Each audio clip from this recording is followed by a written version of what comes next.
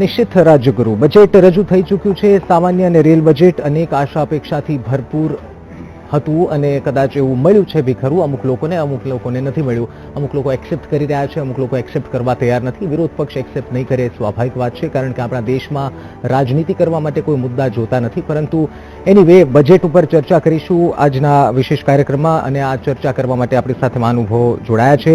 આપણી સાથે મારા રાઈટથી ઇન્ટ્રોડક્શન શરૂ કરીએ। મનસ્વી થાપર આપણી સાથે જોડાયા છે, એડવોકેટ એન્ડ કન્સલ્ટન્ટ। ધ્રુવીનભાઈ શાહ જોડાયા છે, president income tax bar association. હેમંતભાઈ શાહ જોડાયા છે, ભાજપના નેતા। આપણી સાથે જૈનીબેન ગોરધનદાસ જોડાયા છે, માર્કેટ एक्सपर्ट। અને વડોદરાથી આપણી સાથે પરેશભાઈ પરીખ જોડાया છે, सेक्रेटरी CAIT। तो आप तमाम स्वागत है। थापर सर, आपसे पहले पूछना चाहूँगा, ओवरऑल आप बजट को किस तरह से देख रहे हैं? 2017-18 का ये जेनरिक बजट जो यूनियन बजट है उसको। बजट जब से शुरुआत हुआ है बजट का भारत में, हमारे देश में बजट में मोरलेस कुछ नया फर्क नहीं आता। गरीब गरीब रहता है, अमीर अमीर रहता है। कुछ एक फायरवर्क्स का जो बजट है, जो इस सरकार से एक्सपेक्टेड था, वैसा कोई बजट नहीं है। और ये जो बजट अगर हम एनालाइज करें, जो आने वाले इलेक्शन है 2017 के, उसमें भी पंजाब यूपी के लिए कुछ नया, कुछ ऐसा जो फायरवर्क्स जो उनको वोट्स में मदद करता, वैसा कुछ बजट नहीं है। एक नॉर्मलाइज बजट है, no fireworks, nothing for the youth, nothing for the innovation, nothing for startup. एक देश जो इनोवेट ही नहीं कर रहा कि 50 सालों से, उस देश के लिए इनोवेशन फंड दिखाया जाता है कि हम दे रहे हैं, पर एक्चुअल में वो ग्रास रूट लेवल पे इनोवेशन हो रहा है। आज भी हमारा देश डिफेंस में 70% ऑफ डिफेंस जो हम इंपोर्ट कर रहे हैं, हम एक्सपोर्ट तो कर ही नहीं रहे। जिसका डिफेंस ही बाहर के देशों पे निर्भर है, वो कैसे सक्सीड कर पाएगा इस देश? ये जो बजट है बहुत ही अच्छा वेल पैकेज्ड बजट है, वेल प्रेजेंटेड बजट है, पर ग्राउंड लेवल पे नथिंग न्यू, मर्ज्ड बजट है। रेलवे भारत के इतिहास में पहली बार ऐसा हुआ, इतने ज्यादा रेल एक्सीडेंट पहली बार हुए हैं, पर उसको प्रिवेंटिव स्टेप्स करने के लिए सिर्फ ट्वीट हुए जाते हैं, सिर्फ दिखाया जाता है कि हम कुछ कर रहे हैं, पर ग्राउंड लेवल पे जो कांग्रेस कर रही थी उसको नया रूपांतर देके, नए नाम रख के वही चीजें वापस हो रही हैं। तो इंप्लीमेंटेशन पे हमारा जो पॉइंट है वो स्ट्रांग नहीं है। बजट प्रेजेंटेशन बहुत बढ़िया है, दिखने में बहुत अच्छा है, पर लेवल इसका देश में कुछ नया फर्क नहीं आने वाला। बिल्कुल, આપણે વિસ્તારથી ચર્ચા કરીશું। We will discuss this point in depth, परंतु पहला આપણે જાણી લઈએ કે કોણ કેટલા માર્ક્સ આપે। થાપર सर, 10 में से कितने मार्क्स देंगे इस बजट को? 10 में से गुजरात में रहते हुए 9 दूंगा, पर देश में रहते हुए इसको मैं 5 दूंगा। ધ્રુવીન ભાઈ, આપ? 10 માંથી 7 માર્ક્સ આપીશ। યમલ ભાઈ? 10 જૈનીબેન? 10 માંથી 8। અને પરેશભાઈ, આપ કેટલા માર્ક્સ આપશો?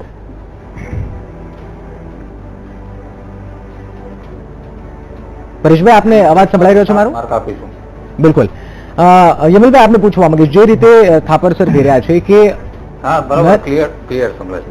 દર વખતે બજેટ રજૂ થાય છે, દર વખતે ચિત્ર ખૂબ મોટું હોય છે કે આટલા લાખનું બજેટ, આટલા લોકો માટે યોજનાઓ, આટલા વ્યક્તિ માટે યોજનાઓ, આ ક્લાસ માટે યોજનાઓ, પરંતુ જે રૂટ લેવલથી કામ થવા જોઈએ અથવા તો રૂટ લેવલથી ચેન્જીસ આવવા જોઈએ, પછી ઇન્ફ્રાસ્ટ્રક્ચરની વાત હોય, ક્લીનલીનેસની વાત હોય, ટેક્સ પેયર્સની વાત હોય કે પછી ગવર્મેન્ટ ઇન્કમની વાત હોય, ઘણા બધા એવા મુદ્દાઓ છે। એમાં સ્વાભાવિક રીતે વર્ષની અંદર અથવા તો વાત કરીએ કે માર્ચથી એપ્રિલનો જે એક સર્ક્યુલર આખો વર્ષ છે, એમાં કોઈ એવા મોટા ફેરફાર દેખાતા નથી। આ વખતે આપને આશા છે કે આવા ફેરફાર આ વખતે દેખાશે આ બજેટથી? ચોક્કસ દેખાશે। હું આપને કહું કે મારા મિત્ર યુવાન છે, સમાજને બદલી નાખવાની એમની ઈચ્છા હોય, સ્વાભાવિક છે, સમજી શકાય તેવું છે। અને એટલે કદાચ એમને દર વખતે નવું જોઈતું હોય અને નવું કદાચ એમને જેટલું જોઈતું હોય એટલું ના મળ્યું હોય એવું બને। પરંતુ 2014ના મે મહિનામાં જ્યારે નરેન્દ્રભાઈ મોદીએ કાર્યભાર સંભાળ્યો પ્રધાનમંત્રી તરીકેનો, ત્યારે આ સરકારની નીતિ સ્પષ્ટ કરી હતી કે આ દેશને સૌથી વધુ ઝડપે વિકસિત દેશ રાષ્ટ્ર બનાવવું વિશ્વમાં, બીજું આ દેશમાંથી ભ્રષ્ટાચારને નાબૂદ કરવો, કાળા નાણાંને પાછા લાવવા, કાળા નાણાં બહાર કઢાવવા, આ જે એમણે મુખ્ય કે, અને ત્રીજું કે જે દેશનો ગરીબમાં ગરીબ વ્યક્તિ છે એને સરકારની તમામ યોજનાઓના પૈસા અને જે કંઈ પણ સુવિધા આપવામાં આવે તે એના સુધી પહોંચે। આ 3 જે મુખ્ય મુદ્દા હતા। આપ જોશો તો આ સરકારનું ચોથું બજેટ છે, પરંતુ ચારેય બજેટમાં એક કન્ટિન્યુઅસ આ એક એની પેટર્ન છે કે આ એમણે જે એ દિવસે જે એમણે જાહેર કર્યું હતું એ દિશામાં જવા માટે એક પગલાં સરકાર લઈ રહી છે। એટલે 5 વર્ષનું આયોજનબદ્ધ આર્થિક વિકાસનો એક જે પ્લાન બનાવ્યો છે, એના ઇમ્પ્લિમેન્ટેશન માટે જ્યાં જ્યાં ગેપ દેખાય છે, જ્યાં જ્યાં કંઈક વધુ સારું થઈ શકે તેવું દેખાય છે, ત્યાં આગળ સરકારે કરતી જાય છે। અને આમાં કદાચ મોટી મોટી યોજનાઓ જાહેર કરીને માત્ર લોકોને ભ્રમમાં રાખવાના જે કોંગ્રેસની આદત છે એવું નથી કર્યું સરકારે, પરંતુ સાથે સાથે આપ જોશો તો બધી જ એલોકેશન જે વધારવામાં આવ્યા છે તે ખૂબ મોટી ઇમ્પ્રેસિવ બાબત છે. આ 1,82,000 કરોડ રૂપિયા ગ્રામીણ વિકાસ માટે, 1,50,000 કરોડ મહિલા અને બાળ વિકાસ માટે, આ કોઈ નાની રકમ નથી. અને આ પૈસા નીચે સુધી પહોંચે એના માટેની પાછી તકેદારી પણ એટલી રાખવામાં આવી છે. આજે ડિજિટલના જે જનધન ખાતા અથવા બધી જ જે ટ્રાન્સપેરન્સી લાવવા માટેના જે પ્રયત્નો થયા છે, એટલે હું માનું છું કે ખૂબ જ આયોજનબદ્ધ અને કોઈ પણ જાતના એડહોકિઝમ વગર કે ખાલી અને બીજું કે એમણે જે કહ્યું કે યુપી અને પંજાબ માટે કંઈ જાહેર નથી કર્યું, ઇલેક્શન કમિશનનું ફરમાન છે કે આ રાજ્યો માટેની કોઈ પણ યોજના જાહેર ન કરવી. બજેટ અત્યારે આ આચારસંહિતા આવ્યા પછી આવ્યું છે. એટલે બિલકુલ ધ્રુવભાઈ આપને પૂછવા માંગીશ, ટેક્સને લઈને ઘણી બધી જાહેરાત કરવામાં આવી છે. ખાસ કરીને ઇન્ડિવિજ્યુઅલ જે ઇન્કમ સ્લેબ છે એમાં ઘણો ખાસો ફેરફાર કરવામાં આવ્યો છે. 2.5 લાખ જે લિમિટ હતી 3 લાખ કરાય, 3 લાખથી 5 લાખની અંદર જે 10% તેનાથી 5% કરાય. આપને લાગી રહ્યું છે કે ઓવરઓલ જે મેઇન હાઇલાઇટ્સમાં આ એક પણ મુદ્દો મહત્વનો રહેશે જેથી લોકો વિચારી રહ્યા છે કે પોઝિટિવ બજેટ આપણા માટે બહાર આવ્યું છે? જો સામાન્ય કરદાતાની વાત કરીએ તો ચોક્કસ જે કરમુક્તિની મર્યાદા હતી એમાં કોઈ ફેરફાર નથી કર્યો, પરંતુ જે 2.5 લાખથી 5 લાખનો 10%નો સ્લેબ હતો એ 5% ઘટાડો કરવામાં આવ્યો છે. એટલે નાણાં મંત્રી એમની સ્પીચમાં પણ જણાવ્યું કે 12,500 રૂપિયાનો વ્યક્તિ દીઠ ફાયદો થાય છે. ચોક્કસ હું પણ માનું છું કે નાના કરદાતા માટે 12,500 જેવી બચત કરી છે, પરંતુ આ ફક્ત નાના કરદાતાની વાત થઈ રહી છે.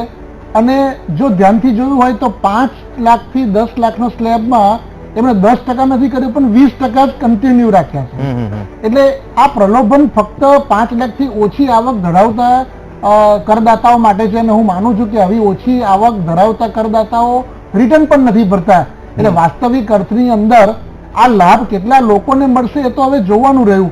અને એના સાથે પણ જોડે જોડે પ્રલોભન આપ્યા છે કે એક પાનાનું અમે રિટર્ન બહાર કાઢીશું અને એક પાનાનું રિટર્ન જેની 5 લાખથી ઓછી આવક છે, પરંતુ એના કોલમ જો 76 કે 82 હોય તો એ 3 પાના હોય કે 4 પાના હોય. અને સરકાર જ્યારે ડિજિટલની વાત કરી રહી છે તો ડિજિટલના માધ્યમ દ્વારા તમામ માહિતી સરકારને મળી જ રહી છે. તો એક પાનાનું હોય કે ન હોવાથી એને કેટલો ફાયદો થશે એ તો ફક્ત માત્ર જોવાનું રહ્યું. અને સાથે સાથે ડિજિટલ પેમેન્ટની વાત કરી તો ડિજિટલ પેમેન્ટને વેગ આપવા માટે કોઈ ચોક્કસ રાહત આપવી જોઈતી હતી. જેમ કે ચેપ્ટર 6 હેઠળમાં 80 હેઠળ કોઈ રિબેટ કે કોઈ સેક્શન દ્વારા ડિડક્શન આપવાની જરૂરિયાત હતી કે કોઈ જો ટોટલ ટર્નઓવરના 80% કે 70% ડિજિટલ પેમેન્ટ થાય તો એને આ ચોક્કસ રકમ આપવામાં આવે. અને જો જનરલ બજેટની વાત કરીએ તો કોર્પોરેટ કરદાતા જે છે એને 30%ની બદલે 25% જે રાખી છે, એમાં પણ એમને મિની કેપ રાખી છે કે 50 કરોડથી 50થી ઓછું ટર્નઓવર હોય તો એવા કરદાતાઓ કોર્પોરેટની વાત કરી છે. જો ડિજિટલની આટલું બધું માધ્યમની વાત કરવામાં આવે છે તો શા માટે કોઈ પ્રલોભન કે કોઈ ચોક્કસ રાહત આપવામાં ના આવી જેથી કરીને ડિજિટલ વર્લ્ડ તરફ જઈ રહ્યું? એટલે ઇનડાયરેક્ટલી ડિજિટલ જે ડિજિટલાઇઝેશનની વાત થાય છે એને એવું પ્રોત્સાહન આપવામાં નથી આવ્યું જેટલું એક્સપેક્ટ કરીએ. બિલકુલ જેનીબેન, આપ શેર માર્કેટ સાથે સંકળાયેલા છો, આપ કઈ રીતે જોઈ રહ્યા છો આ બજેટને? શું ફાયદાકારક માર્કેટ્સ માટે અથવા તો ઇન્વેસ્ટર્સ માટે નીવડશે કે પછી જૈસે થે જેવી સ્થિતિ જ છે આ બજેટની જાહેરાત પછી પણ? બજેટ પછી જે તરતનું રિએક્શન તો પોઝિટિવ આવ્યું ને આપણે બધાએ જોઈ જ લીધું છે. ઓરિજિનલી જે ડિમોનેટાઇઝેશનનો મોટો ધક્કો વાગ્યો હતો પછી બધાને બીક એવી હતી કે બજેટમાં કોઈ બહુ નેગેટિવ રિવ્યુ આવી જાય ને ફરી એકવાર ઇકોનોમીને ધક્કો લાગે કે એવા કોઈ ઇમ્પેક્ટ આવે.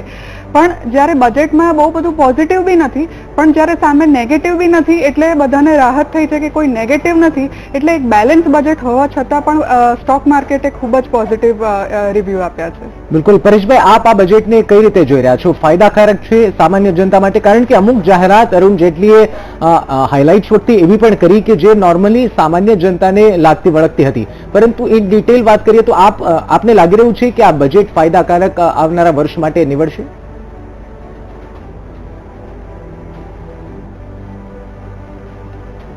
ચર્ચાની શરૂઆતમાં તમે મને માર્ક પૂછ્યા કે 10 માંથી કેટલા માર્ક આપશો. બિલકુલ. એટલે જે મેં 7 માર્ક આપ્યા છે ને એ આમ જનતાને કૃષિલક્ષી બજેટ છે, સામાન્ય આદમીને જે પણ બેનિફિટ છે બધા એમને આપ્યા છે. પણ જે 3 માર્ક આપ્યા છે એ ફક્ત ને ફક્ત હું વેપારી આગેવાન તરીકે અહીંયા આવ્યો છું. એ જે 3 માર્ક વેપારી આગેવાનોને લીધે હું એવું કહેવા માંગુ છું કે આમ વેપારી કે જે આખા ઇન્ડિયાની એક હૃદય છે, ધબધબતું હૃદય છે, એના માટેના કોઈ પણ મુદ્દા સરકારે આવરી નથી લીધા. બહુ પહેલા આપણે ભણતા હતા ત્યારે એક વાત આવતું હતું કે એક ગરીબ બિચારો બ્રાહ્મણ હતો. આ ઇન્ડિયામાં એક ગરીબ બિચારો વેપારી જ રહ્યો છે. વેપારી માટે કોઈ સ્પેશિયલ સવલતો આ સરકારે આ બજેટમાં ગોઠવી નથી.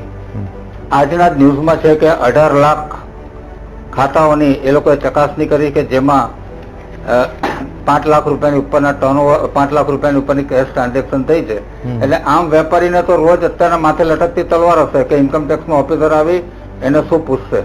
એટલે આજ હું વેપારીઓની દ્રષ્ટિએ કહું તો આ બજેટમાં વેપારીઓ માટે કોઈ ખાસ મૂક્યું નથી.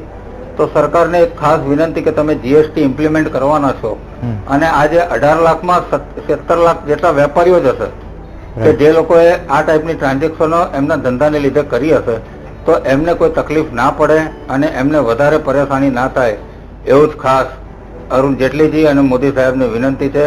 બાકી ઓવરઓલ બજેટમાં જે સરકારનો ભય હતો અંગ્રેજના જમાનામાં, જેમ અંગ્રેજની બીક લાગતી એવી રીતના સરકારની બીક હતી, એવી કોઈ બીક આ બજેટમાં આમ વેપારીઓને કે આમ નાગરિકને આવી નથી. ઘણા બધા સારા મુદ્દાઓ પણ સરકારે આવરી લીધા છે કે 3 લાખ રૂપિયાની લિમિટ, એટલે સરકાર કાળું નાણું નાખવા માંગે છે એના માટે એ લોકો કટિબદ્ધ છે. એટલે હું એમને ખૂબ ખૂબ અભિનંદન આપું છું.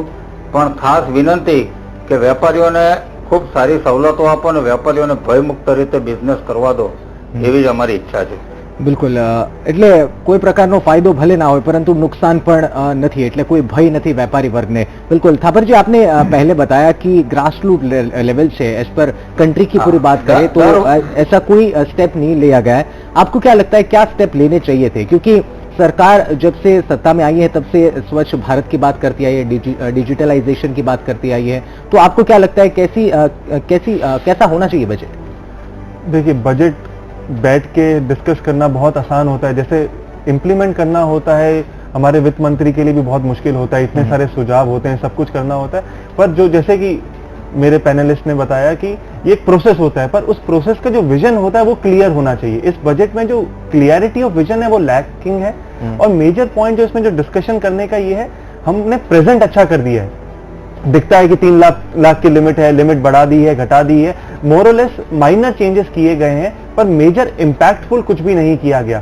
अगर हम बात करें इनोवेशन या स्टार्टअप सेक्टर के लिए, फॉरेन डायरेक्ट इन्वेस्टमेंट हमारे देश में काफी हो रही है. तो इससे हमें ये समझ आ रहा है कि हम बहुत सारी ईस्ट इंडिया कंपनीज क्रिएट कर रहे हैं अपने अपने देश में. हम लोग इंडियन इन्वेस्टर्स को प्रमोट नहीं कर रहे इन्वेस्ट करने के लिए.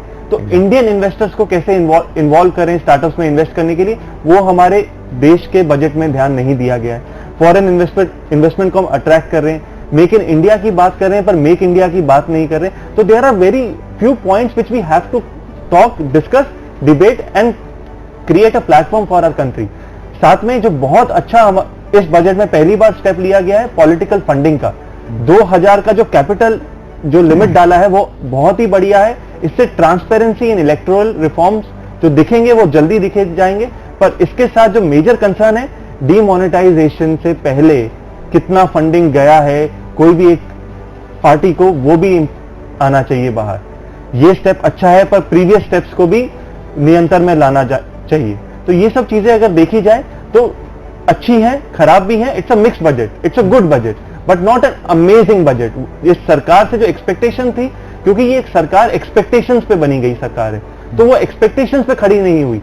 हम लोग जब भी बजट पे आते हैं डिस्कस करते हैं, ये कांग्रेस वाले बोलेंगे बीजेपी खराब है, बीजेपी वाले बोलेंगे कांग्रेस ने बहुत खराब किया इसलिए हमको रिकवर करना है. पर कुछ भी मार्वेलस जो एक्सपेक्टेशन थी वहां पे नहीं पहुंचे. जैसे थे वैसे हैं. डर की सरकार और कुछ आगे नहीं बढ़ रही, वैसी सरकार हो रही है. બિલકુલ. પરેશભાઈ, આપે વાત કરી કે ઉદ્યોગકારોને કોઈ ફાયદાકારક નીવડે એવી કોઈ જાહેરાત કરવામાં નથી આવી, પરંતુ જે ટેક્સ એક્ઝમ્પશનની વાત કરીએ અથવા તો બીજી કોઈ યોજનાઓમાં અથવા તો રૂરલ ડેવલપમેન્ટ અથવા તો ઇન્ફ્રાસ્ટ્રક્ચર માટે જે જોગવાઈ કરાઈ છે, શું એનાથી ઉદ્યોગકારોને ખુશી નથી કે પછી સ્પેસિફિકલી જે મધ્યમ અથવા તો ઉદ્યોગકારો છે, નાના ઉદ્યોગકારો છે, એની માટે કોઈ જોગવાઈ નથી કરાઈ એટલા માટે એક નિરાશા પણ જોવા મળી રહી છે માર્કેટમાં?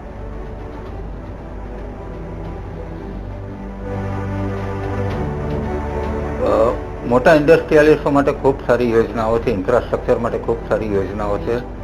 મને એવું લાગે છે કે જે કૃષિજનક જે એમને બધી યોજનાઓ મૂકી છે એનો ડાયરેક્ટ ઇનડાયરેક્ટ બેનિફિટ વેપારીઓને મળશે જ.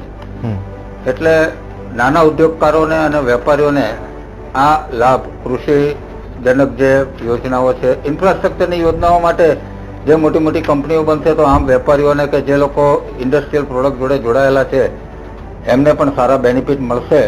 એટલે એ બધામાં ઘણા બધા ફાયદા છે. ફક્ત ને ફક્ત જે મારો ડર છેલ્લા 2 વર્ષથી છે કે નાના વેપારીઓને ખાલી તમે હેરાન ના કરશો, પણ આ યોજનાઓ જોતા તો એવું લાગે છે કે કદાચ 2 કે 3 મહિનામાં વેપારીઓનું ફરી એકવાર મુવમેન્ટ આવશે અને પિંકી પિક્ચર ગુજરાતમાં અને સમગ્ર ભારતભરમાં દેખાઈ રહેશે એવું આશા લાગે છે. બિલકુલ, તો આગળ પણ આ જ મુદ્દે દર્શક મિત્રો ચર્ચા કરીશું. અનેક મુદ્દાઓ છે ચર્ચા કરવા માટે, કેમ કે જે જાહેરાતો કરવામાં આવી છે તેનાથી અમુકનો વિચાર એમ છે કે દેશને ધ્યાનમાં રાખીને નિર્ણય કરવામાં નથી આવ્યા, તો ટેક્સ પેયર્સને ધ્યાનમાં રાખીને નિર્ણય કરવામાં આવ્યા છે. તો નાના ઉદ્યોગકારોને ધ્યાનમાં રાખીને નિર્ણય નથી કરાયા, મોટા ઉદ્યોગકારોને ફાયદો છે. ઘણા બધા મુદ્દાઓ છે, ઘણા બધા વિરોધાભાસ પણ જોવા મળી રહ્યા છે. ચર્ચા કરીશું એક નાનકડા વિરામ બાદ. Welcome back. આપ જોઈ રહ્યા છો આપણા સપના આપણું બજેટ. ખાસ ખેતી પ્રધાન દેશ આપણો વર્ષોથી કહેતા આવ્યા છીએ અને એને આપણે માનતા પણ આવ્યા છે, પરંતુ તેનાથી ફાયદો કોને થાય છે અથવા તો ખેડૂતોને કેટલો ફાયદો થાય છે એ કદાચ સામાન્ય જનતા અથવા તો મિડલ અપર ક્લાસ લોકોએ ક્યારેય વિચાર્યું નથી. આ વાત ત્યારે જ આપને ખ્યાલ આવે છે જ્યારે બજેટમાં ખેડૂતોના સારા માટે લાખો કરોડ રૂપિયાની જાહેરાત થાય છે, ત્યારે આપને અહેસાસ થાય છે કે ખેડૂતો માટે કંઈક દેશમાં થઈ રહ્યું છે. આ વખતે સરકારે કીધું છે ખેડૂતોની આવક 5 વર્ષમાં બમણી કરી દઈશું. જો કે આ વાત 1970 થી ચાલતી આવી છે. બમણી ક્યારે થશે, મોંઘવારીના કમ્પેરિઝનમાં ખેડૂતો ક્યારે ઊંચા આવશે, એક સવાલ છે. અન્ય ખેતીલક્ષી કઈ જાહેરાતો કરાઈ છે, આવજો.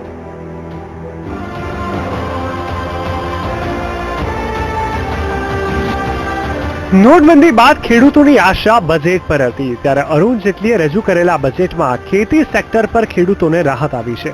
ત્યારે અરુણ જેટલીએ રજૂ કરેલા બજેટમાં ખેડૂતોને ક્યાં ક્યાં ફાયદા થયા છે તેના પર એક નજર કરીએ તો ખેડૂતોને પાક વીમો હવે 30%ની જગ્યાએ 40% આપવામાં આવશે.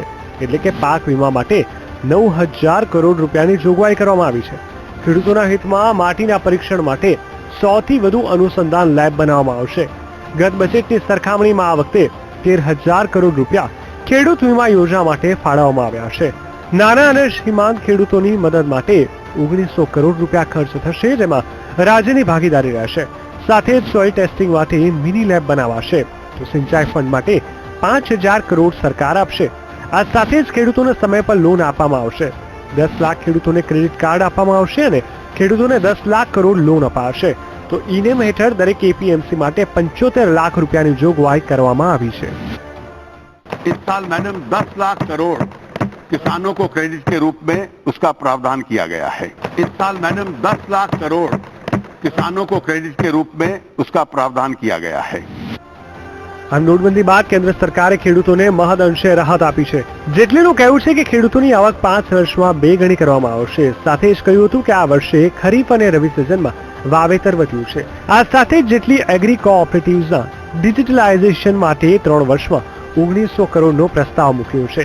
એકંદરે જોઈએ તો સરકારે ખેડૂત વર્ગને ખુશ કરવાનો પ્રયાસ કર્યો છે. ત્યારે હવે જોવાનું એ છે કે જગતનો તાત આ બજેટથી રીઝાય છે કે ખીજાય છે. Bureau report, VTV news. ભારતના ઇતિહાસમાં પહેલી વખત સામાન્ય બજેટની સાથે રેલ બજેટ પણ રજૂ કરવામાં આવ્યું. ત્યારે રેલ બજેટમાં કઈ મહત્વપૂર્ણ જાહેરાતો કરવામાં આવી, આવો નજર કરીએ.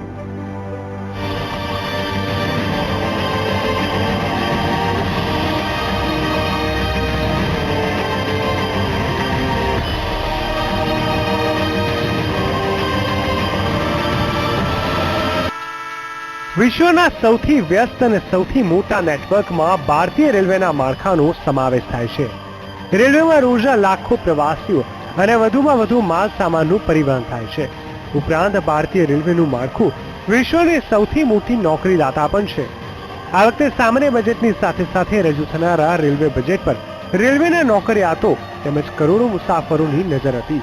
તેને ધ્યાનમાં રાખીને બજેટમાં નાણામંત્રી અરુણ જેટલીએ ગરીબો અને મધ્યમ વર્ગ માટે થોડું ધ્યાન આપ્યું છે. રેલવે માટે 1.30 લાખ કરોડના બજેટની ફાળવણી કરવામાં આવી છે. ઈ ટિકિટ બુક કરતા લોકો માટે નાણાં પ્રધાને રાહત આપી છે. IRCTC થી ઈ ટિકિટ બુકિંગ માટે સર્વિસ ચાર્જ લાગશે નહીં. દિવ્યાંગોને તકલીફ ન પડે તે માટે 500 રેલવે સ્ટેશન પર સુવિધા ઊભી કરાશે. તો રેલવે સ્ટેશનો પર લિફ્ટ અને એસ્કેલેટર લગાવવામાં આવશે. પર્યટન તથા તીર્થસ્થાનો માટે સ્પેશિયલ ટ્રેન શરૂ કરવામાં આવશે. તો 2017-18ના વર્ષમાં 3500 કિલોમીટર નવી રેલવે લાઇન બનાવવામાં આવશે. તો રેલવેમાં મુસાફરી કરતા લોકોની સુરક્ષા માટે 1 લાખ કરોડ રૂપિયાની ફાળવણી કરવામાં આવી છે. 2000 જેટલા રેલવે સ્ટેશનો પૂરી રીતે સૌર ઉર્જાથી સંચાલિત થશે. કોચ સંબંધિત માહિતી માટે કોચ મિત્ર સુવિધા શરૂ કરવામાં આવશે. 2019 સુધીમાં તમામ રેલવે કોચમાં બાયો ટોયલેટ બનાવવામાં આવશે. 2020 સુધીમાં તમામ માનવરહિત ફાટક નાબૂદ કરવામાં આવશે. તો સામાન્ય બજેટ સાથે રજૂ કરાયેલા રેલવે બજેટને રેલવે મંત્રી સુરેશ પ્રભુએ પણ આવકાર્યું છે. Of not only adhering to fiscal prudence but also bringing in social equity at the same time. The growth will happen because of the huge investment that is happening. For example, railways, 1,31,000 crore is unprecedented in railways history. So infrastructure investment will spur growth. The social sector spending will bring in equity and this will bring in a new society, new economy for the country. So I really welcome this budget. It's a bold step. The Prime Minister imprint, whatever Prime Minister has been saying, the imprint of Prime Minister's ideas are on each and every statement of the Finance Minister. So this is a great step forward. We really welcome the budget. આ ઉપરાંત નાણામંત્રી અરુણ જેટલીએ રેલવેની ભાગીદારી વધારવા પર પણ ભાર મૂક્યો છે અને જુદા જુદા રાજ્યોની મદદ લઈને તેના તરફ ધ્યાન કેન્દ્રિત કરવાની વાત કરી છે. Bureau report, VTV news. તો ચર્ચા કરીએ. ચર્ચા કરવા આપણી સાથે મહાનુભાવો જોડાયેલા છે અને 3 મહાનુભાવો આપણી સાથે પેનલમાં વધારે જોડાયા છે. બિપિનભાઈ ઠક્કર આપણી સાથે અમદાવાદ સ્ટુડિયોથી એનાલિસ્ટ જોડાયા છે. રાજકોટથી આપણી સાથે ભાવેશભાઈ પટેલ જોડાયા છે, રાજકોટ એન્જિનિયરિંગ એસોસિએશનના પ્રમુખ છે, અને જનકભાઈ શેઠ સિનિયર વાઇસ પ્રેસિડેન્ટ ઇન્ડસ્ટ્રીયલ એસોસિએશનના જોડાયા છે. આ ત્રણેય મહાનુભાવોનું સ્વાગત છે. બિપિનભાઈ, પહેલા આપને પૂછવા માંગીશ, બજેટથી જે જનતાને આશા હતી તે પરિપૂર્ણ થઈ છે એવું કહી શકાય? જે બીજેપીએ જ્યારે 2014માં ઇલેક્શનમાં મુખ્યત્વે ગરીબો માટે ઘર, બેરોજગારો માટે રોજગારી, કૃષિ માટે જે છે કે ખેડૂતો અને ખેતમજૂરોને બધાને જે છે કે એમનું આર્થિક ઉન્નતિ થાય, અને જે શિક્ષણ એટલે સોશિયલ સેક્ટર માટે એમણે કીધું કે ભાઈ સર્વગ્રાહી એક વિકાસ કરીશું. એના પરિપ્રેક્ષમાં જોઈએ બજેટ તો જે નોટબંધીને કારણે જે છે એ વિકાસ દરમાં તો અસર પડી જ છે, પણ એની સામે સામે જે બજેટ રજૂ કરવામાં આવ્યું એમાં ગરીબોને મુખ્યત્વે 1 કરોડ ઘરો બનાવવાની જે વાત કરી, વાસ્તવમાં આપણે આજની સ્થિતિએ જોઈએ તો 2011ના સેન્સસ પ્રમાણે અને જે તાજેતરમાં ઇકોનોમિક સર્વે જે રજૂ કર્યું એ પ્રમાણે 11 કરોડ મકાનોની જરૂરિયાત છે. એની સામે અમે 1 કરોડ મકાનોનું એમને ચાલુ એટલે 2017-18 માટે એસ્ટિમેટ કર્યું. વાસ્તવમાં 2016-17ના બજેટ વખતે પણ આનું આ પ્રાવધાનની અમને જાહેરાત કરી, અને એમાંથી અમલીકરણ જોઈએ તો મુખ્યત્વે કે ગરીબો માટે ઘરો જે 14 લાખ જેટલા એમને મુખ્યત્વે બાંધકામ ચાલુ કર્યું છે, અને એમાંથી એના 10% જ અમલીકરણ પૂરું થયું છે.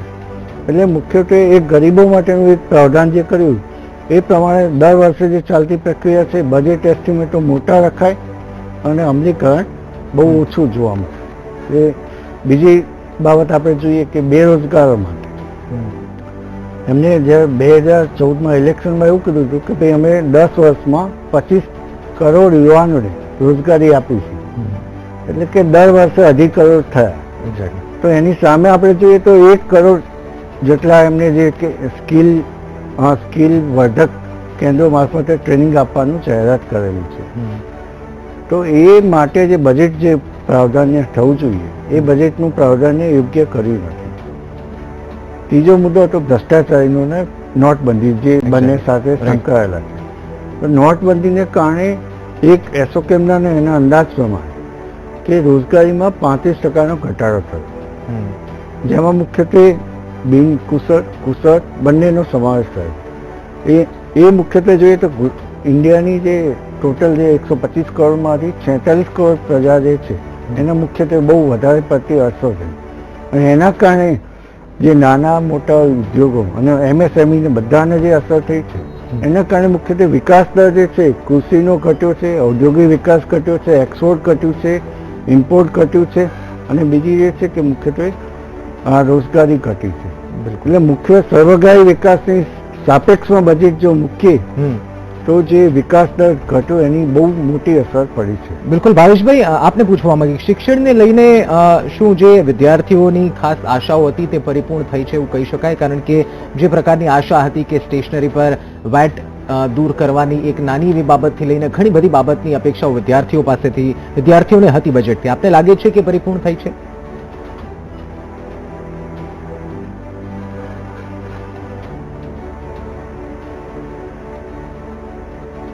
હા, ચોક્કસપણે વિદ્યાર્થીઓને ખાસ કરીને યુવાનોનું આમાં ખૂબ જ ધ્યાન રાખીને બજેટમાં જોગવાઈઓ કરવામાં આવી દેખાઈ રહી છે.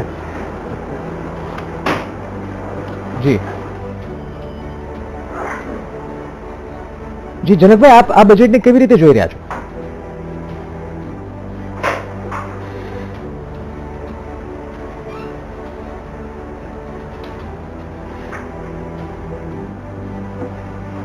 જ્યારે એમને પાવરમાં આવ્યા ને જે આખો ચાર્ટ બનાવીને કીધું હતું કે હું 25% કોર્પોરેટ ટેક્સ લઈ જઈશ, તો એ દિશામાં એ જઈ રહ્યા છે અને ધીરે ધીરે એમને બજેટને છે ને એક નોન ઇવેન્ટ જેવું કરી દેવાનો એમનો જે પ્લાન છે એ તરફ જ જઈ રહ્યા છે.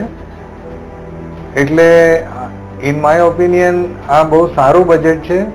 એમાં કોઈ ટેક્સીસ કે જે વધારો કર્યો નથી. ઉપરથી સામાન્ય માણસને 2.5 લાખ ને 5 લાખની વચ્ચેની આવકવાળાને 10%ની જગ્યાએ 5%નું ટેક્સ લાગે એ બહુ મોટો રાહત સામાન્ય માણસને મળે છે. બિલકુલ જેનીબેન, ખાસ એ પ્રકારની પણ જાહેરાત કરવામાં આવી કે શેર બજારમાં સરકારી કંપનીઓનું લિસ્ટિંગ થશે. આ જાહેરાતને કઈ રીતે જોઈ શકાય? મહિનાઓથી લગભગ 6 મહિનાઓથી જોઈએ તો એક પછી એક ખૂબ જ મોટા આઈપીઓ આવી રહ્યા છે બજારમાં, ને તે રીતે જે રિટેલ ઇન્વેસ્ટર છે તેને શેર બજારમાં જે ઇન્ટરેસ્ટ હોય તે પાછો આવી રહ્યો છે ખૂબ જ લાંબી મંદીના સમય પછી. હમણાં જ આપણે જોયું કે BSE નો ઘણો મોટો આઈપીઓ આવ્યો અને આવા અનાઉન્સમેન્ટ થતા રહે જે IRCTC ને અન્ય જે રેલવે કંપનીઓ છે તેના આઈપીઓ આવે. જે ડિસઇન્વેસ્ટમેન્ટની વાત કરી, બીજા CPSE ETF જે હમણાં એક ખૂબ જ મોટો ઇસ્યુ પત્યો ને તેનો બી રિટેલ ઇન્વેસ્ટરે ઘણા જ પ્રોત્સાહક રીતે તેમાં સબસ્ક્રિપ્શન કર્યું છે. તો ફરી એવા CPSE ETF ના ઓપોર્ચ્યુનિટી મળે તો રિટેલ ઇન્વેસ્ટરને ખૂબ જ વધારે આનંદ આવે ને જે મોટા પ્રમાણમાં ઇન્વેસ્ટમેન્ટ બજારમાં વધી શકે છે. બિલકુલ ધ્રુવનભાઈ, આપણે બ્રેકમાં એ બાબતની ચર્ચા કરી રહ્યા હતા. I am very curious to ask this question કે કઈ રીતે એનું સોલ્યુશન આવી શકે.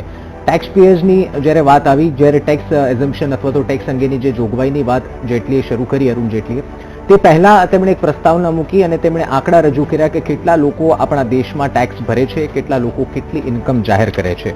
તો સૌથી અહીંયા યક્ષ પ્રશ્ન, સૌથી ઇમ્પોર્ટન્ટ ક્વેશ્ચન એ અરાઇઝ થઈ રહ્યો છે કે સરકારે ટેક્સ સ્લેબમાં ઘટાડા વધારા કર્યા છે, સરચાર્જ વધાર્યો, જે 50 લાખથી 1 કરોડની ઇન્કમ હતી, જે 5 લાખ સુધીની ઇન્કમવાળા હતા તેમને ટેક્સ ઘટાડ્યો, પરંતુ ટેક્સ પેયર્સને કઈ રીતે આ બજેટ છે જે મોટિવેટ કરી શકશે? શું સરકારને ટેક્સ પેયર્સ વધુ મળશે? જેમ આપણે અગાઉ ચર્ચા કરીએ પ્રમાણે કે ટેક્સના રેટમાં ચોક્કસ ઘટાડો થયો છે, પણ એ કેટલા વ્યક્તિઓને સ્પર્શે તેમ છે એ આંકડા એમને જ આજે જ અંદાજપત્ર જ્યારે રજૂ કર્યું ત્યારે આપ્યા હતા કે આટલા બધા દેશની જનતામાંથી માત્ર 3% અને 4% વ્યક્તિઓ જો ટેક્સ પેયર હોય અને એની અંદર પણ જો પેટા ટેક્સની કરમુક્તિની મર્યાદાઓની વાત કરું તો એમાં પણ એટલા ઓછા લોકો વ્યક્તિઓ કે 5 લાખથી વધુ આવક ધરાવે છે અને જો 5 લાખથી ઓછું આવક ધરાવે છે. જો આ બાબતના ટકાવારીની વાત કરીએ તો સાચા અર્થમાં બહુ જૂજ વ્યક્તિઓને આ ટકાવારીનો લાભ મળે છે. ટેક્સને ખરેખર વાઇડન કરવો જોઈએ અને વાઇડન કરવા માટે આ અગાઉના ઘણા વર્ષોના બજેટમાં પણ આ બાબતની ઘણા વિશ્લેષણ અને ચર્ચા કરવામાં આવી છે.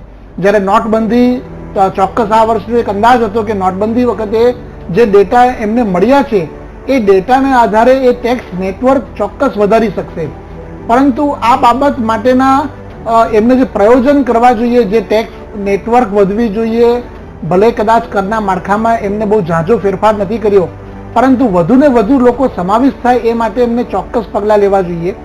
નોટબંધીના કારણે જે એમની પાસે ડેટા આવ્યા છે એ ડેટાના આધારે જો ભવિષ્યમાં કરદાતા વધે એવી ચોક્કસ શક્યતાઓ છે, પણ નોટબંધી સિવાયના પણ કેટલાક ટ્રાન્ઝેક્શનો જે મોનિટર થઈ રહ્યા છે એ સાચા અર્થમાં એનું ઇમ્પ્લિમેન્ટ થાય, ચેતવણીના સ્વરૂપે નહીં પરંતુ પ્રોત્સાહનના સ્વરૂપે થાય તો ચોક્કસ કરદાતા આગળ આવશે અને કરદાતાને જે ડિજિટલ વાત કરી રહી છે કે ઈ એસેસમેન્ટ, ઈ સહયોગ, ઈ કમ્પ્લાયન્સીસ, તો જો એ પણ સાચા અર્થમાં ફ્લોર પર વર્કઆઉટ કરશે તો નાના કરદાતાથી લઈને મોટા કરદાતાઓ ભયભીત બિલકુલ ભય વગર ચોક્કસ આગળ આવશે એવું મારું માનવું છે. બિલકુલ યમલભાઈ, 3 થી 4 એવી જાહેરાત અરુણ જેટલીએ કરી જેની લોકો ચર્ચા અત્યારના હાલથી જ કરી રહ્યા છે. અરુણ જેટલીએ જ્યારથી જાહેરાત પૂર્ણ કરી ત્યારથી અને લોકો કહી રહ્યા છે કે ડેરિંગ સાથે આ જાહેરાત કરવામાં આવી છે. એક તો દેશ છોડીને ભાગનાર અપરાધીની તમામ સંપત્તિ જપ્ત કરાશે. બીજું એક જાહેરાત એ પણ કરવામાં આવી કે પોલિટિકલ પાર્ટીને કેશમાં માત્ર 2000 જ આપી શકાશે. અને ત્રીજી જોગવાઈ એ પણ કરવામાં આવી કે આધાર કાર્ડ પર હવે આર્થિક લેવડ દેવડ પણ શક્ય બનશે. એટલે સવાલ અહીંયા યમનભાઈ એ છે કે આધાર કાર્ડની હજી પણ આપ જાણતા હશો કે હજી પણ ક્યાંક તકલીફો ઊભી છે આધાર કાર્ડ કઢાવવા માટે, અથવા તો આધાર કાર્ડના ઘણા બધા પ્રોબ્લેમ્સ આવી રહ્યા છે, નાના મોટા એરર્સ આવી રહી છે. બીજી તરફ જે દેશ છોડીને ભાગનાર અપરાધી છે એનું લિસ્ટ આપણા દેશમાં ખૂબ લાંબુ છે. આપણે માત્ર ખાલી વિજય માલ્યાની વાત ન કરી શકીએ, પરંતુ એનું લિસ્ટ ખૂબ લાંબુ છે. અને ત્રીજી જે વાત છે કે 2000 રૂપિયા જ તે હવે પોલિટિકલ પાર્ટી કેશમાં લઈ શકશે. આ પાત્ર નિર્ણયને કઈ રીતે જુઓ છો? ફાયદાકારક નિવડ છે? સૌથી પહેલા તો 2000 ની વાત કરીએ. પોલિટિકલ પાર્ટી ભાજપ ખુદ છે, પોલિટિકલ પાર્ટી સત્તા પર છે, તેમ છતાં આવા પ્રકારનો નિર્ણય એટલે શું કટિબદ્ધતા સરકારની દર્શાવે છે કે એની પાછળ બીજો કોઈ પ્લાન છે? બિલકુલ જ, કારણ કે જો આવી હિંમત તો ભારતીય જનતા પાર્ટી જ કરી શકે, બીજી કોઈ પાર્ટી કરી શકે જ નહીં. 70 વર્ષમાં કોઈએ કરી પણ નથી. કારણ કે આ 2000 રૂપિયા જ માત્ર કેશમાં લેવાના, જ્યારે દેશના ચૂંટણીઓમાં અબજો રૂપિયાના કેશમાં વ્યવહાર થાય છે તે બધા જાણે છે. તો આ જેને કહેવાય કે બાઇટિંગ ધ બુલેટ, આ ભારતીય જનતા પાર્ટીની જ અને નરેન્દ્ર મોદીની જ શક્તિ છે કે આ કરી શકે કે ભાઈ એમને મુશ્કેલી જેટલી બીજી પાર્ટીઓને પડે છે એ ભારતીય જનતા પાર્ટીને પણ પડશે. લોકો કેશમાં પૈસા આપી જતા હોય, હવે નહીં લઈ શકાય. તો આ જે દેશના રાજકારણને સુધારવો અથવા તો ભ્રષ્ટાચારથી મુક્ત કરવો આ દેશને, એની ભૂતકાળમાં કદાચ કોઈ વાતો કરી હશે, વાતો પણ કદાચ કેટલીક સરકારે તો નથી કરી, ત્યારે આ ભારતીય જનતા પાર્ટી એ પોતે જે કહ્યું છે તે કરી બતાવ્યું છે. અને આનાથી વધારે કડક આનો સારો દાખલો કોઈ ન હોઈ શકે. આપણે જે બીજી વાત કરી કે વિદેશ નાસી ગયેલા અને જે મિલકત જપ્ત કરવા માટે કાયદો સુધારવામાં આવે છે, આ પણ એવી જ વસ્તુ છે. આમાં ભૂતકાળમાં ક્યારેય આવી કોઈ કડક પગલાં લેવામાં આવ્યા નથી અને લાંબી કાયદાની ગૂંચવાડામાં કોઈ નાસી જનાર કે બેંકના ડિફોલ્ટરોને મુશ્કેલી પડી નથી. કંપનીઓ બેંકરપ્ટ થાય છે પણ એના પ્રમોટરો તો હંમેશા માલે તું જાર જ હોય છે. તો આ દેશમાં જે આ 70 વર્ષમાં આ ઇમ્પ્રેશન ઊભી થઈ છે કોંગ્રેસના શાસનમાં, એને દૂર કરવા માટે પહેલા દિવસથી સરકાર પ્રયત્ન કરી રહી છે. અને અત્યારે આ બજેટ એનું એક ઉત્કૃષ્ટ ઉદાહરણ છે કે આને અમલમાં મૂકવા માટેના અઘરામાં અઘરા જે પોલિટિકલી ખૂબ કઠિન કહી શકાય એવા પગલાં આ સરકારે લીધા છે. બિલકુલ વિપિનભાઈ, ખાસ વાત કરીએ એક તો ડિજિટલ ઇકોનોમી માટે સાયબર સુરક્ષાની પણ જાહેરાત કરાઈ કે સાયબર સુરક્ષા ઊભી કરાશે. બીજી તરફ ડિજિટલ ઇન્ડિયાને પ્રોત્સાહન આપવા માટે એવી કોઈ મોટી જાહેરાત કરવામાં નથી આવી જેટલી સરકાર પહેલેથી વાત કરતી આવી છે. પ્રોત્સાહન રૂપી વાતો ચોક્કસ સાંભળવા મળે છે, પરંતુ એવી કોઈ કહી શકાય કે માર્વેલસ ફેન્ટાબ્યુલસ કોઈ એવી જાહેરાત કરવામાં નથી આવી. અને ત્રીજું એની યારે જો પોઈન્ટ એડ કરીએ તો આધાર કાર્ડથી આર્થિક લેવડ દેવડ શક્ય બનશે. આપને લાગે છે કે એક તરફ ડિજિટલ ને પ્રોત્સાહન આપવા માટે, ડિજિટલ ઇન્ડિયાને પ્રોત્સાહન આપવા માટે એવી કોઈ મોટી જાહેરાત નહીં, બીજી તરફ સુરક્ષા માટે જાહેરાત ચોક્કસ કરાય, સાયબર સુરક્ષા માટે, અને ત્રીજો જે મુદ્દો છે કે આધાર કાર્ડથી લેવડ દેવડ. તો આપને લાગે છે કે આ ચાલુ વર્ષમાં અથવા તો આવતા વર્ષમાં એ શક્ય બનશે અને લોકો વધુને વધુ ડિજિટલ પેમેન્ટ, ઈ પેમેન્ટ તરફ આગળ વધશે?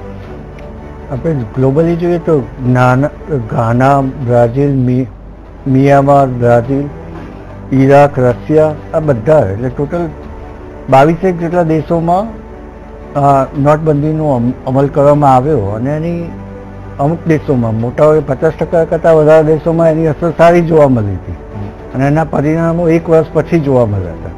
એ પ્રમાણે જોઈએ તો જે ડિજિટલ ઇન્ડિયાનું જે જાહેરાતો પહેલાં પણ ગયા વર્ષે પણ ખૂબ જ કરવામાં આવી હતી અને આ વર્ષે એના માટે બજેટનું પ્રાવધાન બહુ નહીં કરવામાં આવ્યું, પણ જે એક યુબીઆઈ, આધાર કાર્ડ ને એ જે જનધન ત્રણેયનું જે લિંકેજીસ કરવામાં આવ્યું છે એ શક્ય બનશે, પણ એમાં ટાઈમ વધારે જશે, એ બહુ સ્પષ્ટ છે.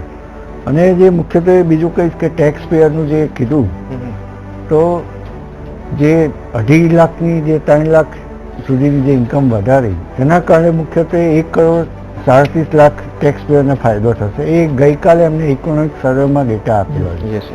અને એવી રીતે 5 લાખ સુધીનું જે છે 5% જે કર્યું એના કારણે પણ 1 કરોડ 38 લાખ લોકોને ફાયદો થશે, એટલે ટેક્સ પેયરને ફાયદો થશે. પણ મુખ્યત્વે જે ટેક્સ પેયર જે છે ભારતમાં અત્યાર સુધીમાં 5,38,00,000 હતા 2013-14ના આંકડા પ્રમાણે, જે હવે મને લાગે છે ડબલ થઈ જશે. એક્ઝેક્ટલી. એટલે એના કારણે જે મુખ્યત્વે છેલ્લા આપણે 3 મહિનાની આવકો જોઈએ તો ડાયરેક્ટ ટેક્સમાં 22% જેટલો વધારો થયો. હા, એટલે તો બિપિનભાઈ એ તો પરાણનું પૂન પણ હતું અમુક લોકો માટે. એનીવે આપણે આગળ ચર્ચા કરીએ. જેનીબેન, ખાસ બે જોગવાઈ એવી પણ છે જે કદાચ શેર માર્કેટને પણ સંલગ્ન કરી શકે છે. એક તો ડિજિટલ પેમેન્ટને પ્રોત્સાહન આપવાની વાત છે અને સરકારે આંકડો જાહેર કર્યો કે 2.5 કરોડથી વધારે લોકોએ લાસ્ટ યર એટલે કે ચાલુ વર્ષમાં ઈ પેમેન્ટ કર્યું છે અથવા તો ઓનલાઈન ટ્રાન્ઝેક્શન કર્યા છે. અને બીજું હવે ચેક બાઉન્સ ઉપર એક કડક કાયદો કરવાની વાત છે. આપને લાગે છે કે આવી જે ડિજિટલ ઇન્ડિયાને પ્રોત્સાહન આપતી જે અમુક જાહેરાતો નાની ભલે કરી છે એનાથી ઇન્વેસ્ટર્સને અને શેર માર્કેટને થોડી સેફટી પ્લસ ફાયદો થશે? ઓવરઓલ આ જે પગલાં છે તે જનરલ ઇકોનોમી માટે, જનરલ બજાર માટે છે. એમાંથી જે જનરલ પબ્લિકને ફાયદા થશે તે જ શેર બજારને થશે. પણ શેર બજારને આપણે શેર બજારની રીતે જોઈએ તો જે અમુક જે ટ્રાન્સપોર્ટ માટે કે ઇન્ફ્રાસ્ટ્રક્ચર માટે જે ફંડો આપ્યા છે તેને કારણે, ધારો કે રેલવેની કંપનીઓ છે કે ઇન્ફ્રાસ્ટ્રક્ચર લક્ષી કંપનીઓ છે, હાઉસિંગ ફિનાન્સની કંપનીઓ છે, અફોર્ડેબલ હાઉસિંગ એટલે રિયલ એસ્ટેટની કંપનીઓ છે, એ બધાને ઘણો સારો ફાયદો થઈ શકે છે. बिल्कुल थापर सर, 90% से ज़्यादा एफडीआई ऑनलाइन की बात की है सरकार ने, और दूसरी तरफ जो बात करें तो ग्राम पंचायत और रूरल एरिया डेवलपमेंट के लिए भी कई योजनाएं और कई बातें और कई लाख करोड़ रुपीस की बात अरुण जेटली ने की है. आपको लगता है कि ग्रास रूट लेवल से अगर हम बात करते हैं कि डेवलपमेंट होना चाहिए, तो आपको लगता है छोटे गांव में बिजली पहुंचाना, छोटे गांव को ऑनलाइन ट्रांजैक्शन के साथ जोड़ना, ये सब चीज फ्यूचर प्लानिंग के लिए और लॉन्ग टर्म प्लानिंग दिख रहा है इसमें? लॉन्ग टर्म प्लानिंग तो सरकार का बिल्कुल है, ये सोच बहुत जरूरी है. इससे पहले वाली सरकारें तो आज भी यही बातें करती थी, हम देंगे देंगे, ये चाहते हैं कुछ करना वो तो हम जानते हैं, पर इम्प्लीमेंटेशन जो इस सरकार का है वहां पे क्वेश्चन मार्क आ जाता है. अनाउंसमेंट करना एक पार्ट है, मनरेगा को बढ़ाना एक दूसरी बात है, पर वहां तक पहुंचना क्वेश्चन मार्क हो जाता है. तो अगले साल, जैसे इस साल 48,000 है, अगले साल 58,000 करोड़ हम लोग इन्वेस्ट करेंगे मनरेगा में, पर क्या वहां तक पहुंचेगा? तो उसका ड्रिपलिंग डाउनवर्ड रिएक्शन होना चाहिए. उतना हो गया तो मतलब इंप्लीमेंट हो गया है, तो कम होना चाहिए, पर वो हम लोग क्वेश्चन मार्क आ जाता है. भीम ऐप बन गई है, पर उसको यूज करने वाले लोग कितने हैं? क्या रूरल में जाके हम लोग ग्राम पंचायतों में जाके क्या हम 10-10 रुपए ऐसे एक्सचेंज करेंगे, 100-100 रुपए, 500 रुपए ऐसे एक्सचेंज करेंगे? तो एजुकेशन हमारे देश में अभी भी उस लेवल पे नहीं पहुंची है जहां पे हर कोई स्मार्टफोन यूजर होगा. ये जो बजट है सेंट्रिक टुवर्ड्स अर्बन पॉपुलेशन है, रूरल पॉपुलेशन पे सिर्फ स्कीम्स अनाउंस हुई हैं. उसकी इंप्लीमेंटेशन के लिए, एजुकेशन के लिए, जहां पे सिखाया जाए कैसे भीम ऐप यूज करो, कैसे अलग दूसरी एप्स को यूज करा जाए, वो उसके ऊपर कोई प्रोविजन नहीं है, उसके ऊपर कोई इन्वेस्टमेंट नहीं है, जहां पे education towards digitalisation of India की बात की गई है. अभी जी एक बात ऐड भी करना चाहूंगा, आप जो बोल रहे हैं कि सरकार ने इस जो बजट में जो जेनरिक बजट में जो प्रावधान रखे हैं उसमें एक आईआईटी का भी एक नई बॉडी बनाएंगे, उससे बात की है. सीबीएसई एग्जाम्स उसमें रद्द होगी, आईआईटी की बड़ी बॉडी बनेगी, मीन्स एक नई बॉडी बनेगी. तो आपको क्या लगता नहीं कि हायर एजुकेशन के लिए सरकार ने ध्यान दिया है, लेकिन जो लोअर एजुकेशन है, जो स्कूल ड्रॉपिंग रेशियो है, जो दिन प्रतिदिन बढ़ता जा रहा है अपने देश में, खास करके जो आप बात करें कि रूरल एरियाज में अगर हम डिजिटल सिखाने की बात कर रहे हैं, लेकिन वहां पे जो जेनरिक स्टडीज है, जो क्लास 8 तक की स्टडीज है, वहां पे भी जो ड्रॉपिंग रेशियो है वो बहुत ज्यादा है. तो आपको लगता नहीं है कि सरकार को इस बात में भी ध्यान देना चाहिए कि रूरल एरियाज में जो एजुकेशन सेक्टर है उसमें खास ध्यान देना पड़ेगा, तो ही आगे जाके देश लॉन्ग टर्म में डिजिटलाइजेशन के लिए ज्यादा से ज्यादा लोग जुड़ेंगे? बिल्कुल सही बात है. इसमें क्या होता है कि जैसे ही हम एजुकेटेड हो जाते हैं हम एम्प्लॉयबल बन जाते हैं. जैसे ही हम एम्प्लॉयबल बन जाते हैं तो हमारे देश में जो सबसे बड़ी समस्या है अनएम्प्लॉयमेंट की, वो आ जाती है. तो ड्रॉप डाउन इफेक्ट सरकार के लिए मेजर, किसी भी सरकार के लिए मेजर आइडिया नहीं रहा है, क्योंकि जितने ड्रॉप रहेंगे उतनी ज्यादा जॉब क्रिएशन करनी पड़ेगी. जॉब क्रिएशन की हम लोग कभी भी बात नहीं कर पाते क्योंकि उतना एनवायरमेंट हम अपने देश में नहीं क्रिएट कर पा रहे. तो हमारे को उस पे एक बजट जो होता है, बजट बेसिकली एक फेस्टिवल होता है सरकार के लिए, उस सरकार के लिए जहां पे पैसा आएगा और पैसा कैसे हम स्पेंड करेंगे. तो जो सरकार के हम लोग जो सिटीजन्स हैं, हमारे लिए किस तरीके से मोटिवेशन होनी चाहिए कि हम टैक्स भरें, हम बजट का कैसे यूटिलाइज करें, वो मोटिवेशन पिछले 70 सालों में हमारे देश में किसी भी सरकार ने हमें नहीं दी है. इसलिए हमारा देश लार्जेस्ट नॉन टैक्स पेयर देश बन चुका है। इसलिए हमारे देश में जो गैप है वो हमेशा बढ़ता जा रहा है, क्योंकि कॉमन सिटीजन्स का, फार्मर्स का, रूरल पॉपुलेशन का कभी भी मोटिवेशन नहीं हुआ कि हमारे को इस सरकार को कुछ देना है, इसलिए वो गैप बढ़ता जा रहा है। एजुकेशन पे फोकस हमारे देश का कभी भी नहीं रहा है, जो इस बजट में भी नहीं है। इसको लाना पड़ेगा। अगली बार इस पे किस तरीके से हमको फोकस करना है उसकी बात होनी चाहिए। अब जो हो गया हो गया, हमारे सारे एक्सपर्ट्स बैठे, हम सब एक्सपर्ट्स को मिलके, देश को मिलके, प्रधानमंत्री, वित्त मंत्री दोनों को मिलके एजुकेशन फोकस बजट होना चाहिए, तभी फ्यूचर की बात हो सकती है। डिजिटल इंडिया 21वीं सदी में लाके फ्यूचर की बात नहीं हो सकती। एज्युकेशन से ही हम फ्यूचर की तरफ बढ़ सकते हैं। બિલકુલ દર્શક મિત્રો, આપને પહેલા ચર્ચાને આગળ વધારીએ પહેલા આપને એ પણ જણાવી દઉં કે ટેક્સ પેયરના મામલે આપણે ખૂબ જ વિશ્વમાં પાછળ ચાલી રહ્યા છે. અમેરિકા જે છે ત્યાંના લોકો 60% લોકો એવા છે જે રેગ્યુલર ટેક્સ પેયર્સ છે. બ્રિટનમાં 40+ લોકો એવા છે. નાના શહેરની, નાના કન્ટ્રીઝની વાત કરીએ, દેશની વાત કરીએ, Australia, New Zealand is the highest tax payer country in this world. અને આપણે આપણા ભારતમાં 3% એવા લોકો છે, 3 થી 4% જે ટેક્સ પેયર્સ છે. સો બજેટથી આશા ભરપૂર આપણે રાખતા હોઈએ છીએ. બજેટથી આપણી ઘણી બધી આશા હોય છે, સરકાર મારી માટે કંઈક કરે, સરકાર આની માટે એમ કંઈક કરે, પરંતુ એ પણ એક આપણું કર્તવ્ય છે, આપણી જવાબદારી છે કે આપણે હર વખતે ટેક્સ ભરવો જોઈએ. અને જો આપણે ટેક્સ ભરીશું તો જ આ આશા પરિપૂર્ણ થશે, કારણ કે સરકાર લાણી કરવા તો મિત્રો નથી બેઠી. આગળ ચર્ચાને વધારીએ. ધ્રુવીનભાઈ, સૌથી મોટો મુદ્દો અહીંયા થાપર સરે કીધું કે એજ્યુકેશન બેઝ બજેટ તો હોવું જોઈએ, પરંતુ ટેક્સ પેયર્સને કઈ રીતે મોટિવેટ કરીએ, કારણ કે જ્યારે આપણે બજેટની ચર્ચા કરીએ છીએ એ કદાચ આપણા માટે કદાચ સહેલું કહેવાતું હશે કે જે બજેટ રજૂ થયું એની ઉપર આપણે ચર્ચા કરી રહ્યા છે, પરંતુ જ્યારે બજેટ રજૂ કરવા માટેની જે ચર્ચા થતી હશે, એક્સપર્ટ્સ બેઠતા હશે, સો તો ત્યારે એ મુદ્દો નહીં ઉઠતો હોય કે આપણા દેશમાં આટલા ઓછા ટેક્સ પેયર છે, તો એને મોટિવેટ કરવા માટે કેમ કોઈ પ્રાવધાન નથી મૂકવામાં આવતું? બિલકુલ, જ્યારે અગાઉ પણ આપણે વાત થઈ કે ટેક્સના માળખામાં ફેરફારની જરૂરિયાત નથી, એમાં ઘટાડો કે વધારો કરો એ સ્પર્શતો નથી, પરંતુ ટેક્સને વાઇડન બનાવવું જોઈએ. અને ટેક્સને વાઇડન બનાવવા માટે જેમ કીધું કે education as well as feel થવું જોઈએ. अच्छे दिन आने वाले हैं that's matter of feeling, it's not matter of like listening. અને આ પ્રેમની પ્રતીતિની અનુભૂતિ જેવી વાત છે, એ તો એને અનુભવ જ થવો જોઈએ, ફક્ત શબ્દોથી ના થાય.